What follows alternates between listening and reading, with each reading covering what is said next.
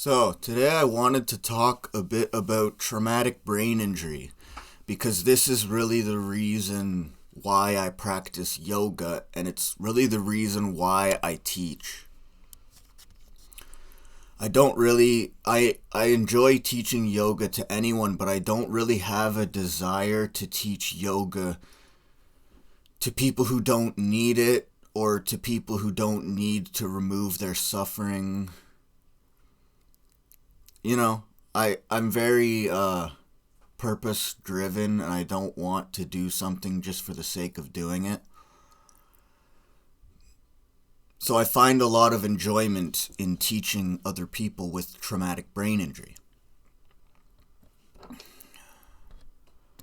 And for me, the biggest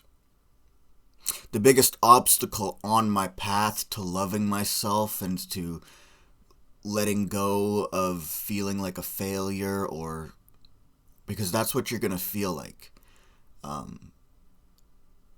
The only reason you get a traumatic brain injury is by falling on your face or getting hit so hard that you get knocked out. So regardless of how it happened to you, you're going to feel like a failure. And you're going to have a lot of questions, right? Why did this happen to me? How am I going to deal with this? The questions are never going to end for you until you can actually bring your body and your mind together. And this is where the yoga comes in. And I've had a lot of terrible things happen to me for no apparent reason. I've had a friend who committed suicide when I was 18. I've had numerous things happen to me, and I still ask myself why my friend chose to do that, but hey, he was obviously suffering, and he was suffering, and he didn't know about yoga, right? I found yoga, and I remove my suffering every day. Every day, I do practices that prevent me from doing what my friend did to himself and to his family and his friends when he decided to end his suffering. There are better ways to end your suffering. Your suffering doesn't have to be something that grows so big to the point where you want to actually take your own life. That is nonsense. That's not how we deal with things. You know? But if you don't understand that you can actually stop yourself from suffering, you're going to make yourself suffer until it gets too big to where you think you have to do something extreme like that. So yeah, I understand it, but there's so many better ways. So please don't ever think that, I don't know if it's like the easiest way, but don't ever think that the easiest way, it's not worth it. The easiest way to do something is never worth it. It's always, just to use this as an example, you look at famous people like Bam Margera. Well, he has everything that he wants in life, but he can't take care of himself because he's addicted to drugs and alcohol. That's what happens when you don't find things like yoga or fitness to help you deal with life. That's what happens when you don't work for things. Because when you work for things, when you do things the difficult way and the hard way, you grow as a person. Your skin thickens, right? You get a bit tougher. You can handle life. You can handle things like your friends committing suicide. You can handle all of these things that are going to get thrown at you. I never asked for that to happen. My friends never asked, his parents never asked for that to happen to them. What are you supposed to do? Are you supposed to blame the person who took themselves from you? No. You understand why they did what they did, right? But when you look at people who take the easy way out, It never works out for them. Never. So, yes, if you have a brain injury, you're just going to have all these questions. And yoga and meditation are the perfect things to bring yourself back into alignment, because what happens with a brain injury is you are brought out of alignment. You've been hit so hard in the head that your brain is out of alignment with your body now. And that's why you have all these questions. That's why you can't answer the questions, right? Because you have that disconnection.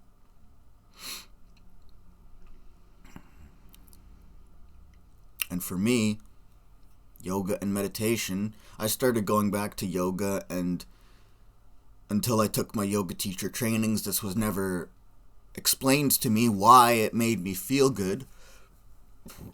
But as I was going back to yoga, excuse me,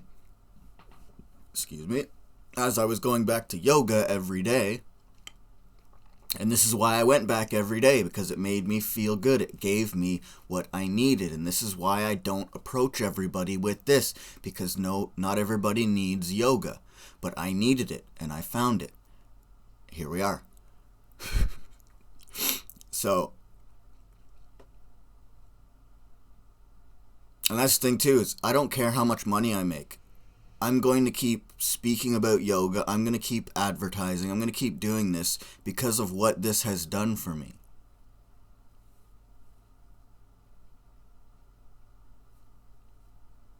In my eyes, that makes me a successful teacher no matter what. And if more people had this mindset, we'd have more successful teachers, I think. But everybody bases their success on money or material things. I digress.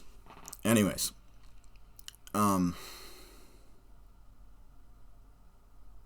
Yeah, I mean, that's just the biggest obstacle from my brain injury, is just the questions that I had. And questions lead to anxiety, so having all those questions and not being able to answer them is just going to fuel your worry. It's going to fuel your anxiety. And I talk to people too who they have brain injuries, but they practice Kundalini yoga, and Kundalini yoga is not good for you if you already are not balanced in mind and body. I'm not trying to talk down on anything, but in my experience and from what I see, Kundalini yoga is only practiced for the high that it gives you. It makes you feel high. It puts you in a trance state. So maybe if you practice magic and you need to be in a trance state, that can help you. But if you have a brain injury, it's not going to help you. It could send you to the psych ward. I'm very serious. Kundalini yoga floods the body and the brain with Kundalini energy. And you are not going to really know when that's going to happen, how that's going to happen, how fast that's going to happen. It could happen at the beginning of your practice. It could happen midway. It could happen at the end of your practice. I've had this experience myself. And I had panic attacks, and it didn't help me.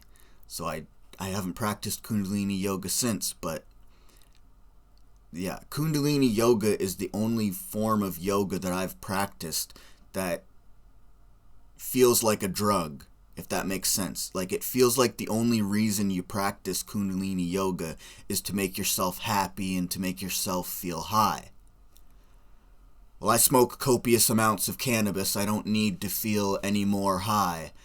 You know, it's not attractive to me, so that's a word of advice for anybody who might struggle with anxiety. It's not even just a brain injury, but if you struggle with anxiety, panic attacks, if Kundalini yoga would be very good for you if you suffered from depression, right? But if you have anxiety issues, don't try it, right? But I wouldn't recommend it. Especially if you have brain trauma or if you have brain injury.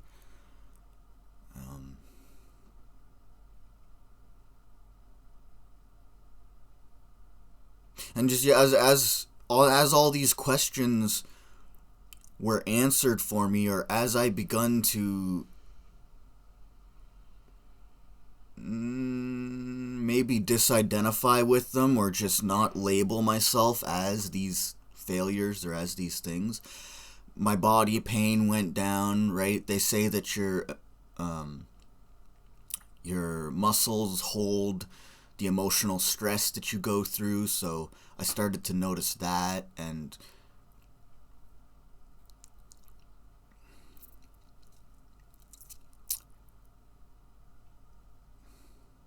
I help people who have to label themselves with their brain injury, but for me, because I can just go through day-to-day life and people aren't gonna notice that I have a brain injury, labeling myself, and if you can identify with me, if you can walk through your day-to-day life and people don't notice that you have a brain injury, then you're doing yourself a disservice by labeling yourself as that, because your body's going to hold the emotions that you're placing on yourself. So you need to, if you can live your life as if your brain injury didn't happen to you, then it really is something that happened to you in the past. And you not forget about it, but you can stop identifying yourself with it because it doesn't serve you. You see? If you have speech impediments, right? If you have symptoms that are visible in day-to-day life from strangers, then it's going to remove more of your suffering to be vocal about what has happened to you. I mean, it's not about being privileged or unprivileged. It's not about what happened to me was worse than what happened to you. It's about what is serving me as an individual. That's what I need to do. Screw what everybody else is doing, because they're not me. This is what yoga has taught me. They're not me. So if I do what they do to release, if I do what someone else does to release their suffering, it's not going to work for me. Because our dosha types are different, our energetic makeups, our bodies are different. This is the science, the wisdom of yoga. This is why yoga is much better than personal training. This is why yoga is much better than so many other things that I've seen out there, because it gets to the root of your suffering and it removes it. I haven't come across another practice that is that effective or that potent. Yoga literally has the power to remove your anxiety and to remove almost anything that is making you suffer. Some things can't be removed, right? But you have no reason to not practice yoga. Absolutely none. But we've got all these men walking around we've got all these men that are walking around and they're trying to project what they think a man is supposed to be on the world. But the label and the title of a man is subjective, because what works for me is not going to work for you. You see? So are you really being a man by making fun of other men who go to yoga? Are you really being a manly man by making fun of yoga? Or would you be more of a man if you faced your fears and your insecurities? Oh, I don't want to be in a room full of women. No. They might kill me. I think you'd be more of a man if you sucked it up and actually did something that was good for you and something that was challenging, because let me tell you, I tell you what, yoga is not easy. You are going to fall on your ass so many times, right? It's just a suggestion, you know. But think about that. It's more manly to do things that are challenging for you. It's more manly to face your insecurities. It's more manly to be in a room full of women. I know it's frightening, gentlemen. I know it's frightening. But you're never you're never going to get good at being around women or picking up women unless you're around them all the time. This is the secret that I don't see other people picking up. How do you expect to be able to pick up women if you're not around them? If you don't understand how they act and how they behave, what makes them giggle, right? You make a woman laugh, you can anyways. I digress, right? So this is why I say more men need to be in a yoga studio. We need more men in yoga. Because men don't get along with women enough as it is. We need to make the spirituality co-ed, you know? It's better. It's better for everybody. But I digress. I'm going to keep digressing until I croak. But I'm serious. If you're a man and you think yoga is funny, or if you... It's usually the guys that think yoga is funny that it appeals to. Right? Because love and hate are kind of the same emotion, and if someone hates on something, they feel some type of way about it. But they don't want to let their boys know that they want to do yoga. Right? That's kind of what it is. It's like men laugh at each other. So if men see another man practicing yoga, they're going to go. Oh. So. I digress, right? But seriously, if you're a man and yoga speaks to you, you think you want to learn more, just message me at any time. I've got lots of programs that are fast and easy for you to learn.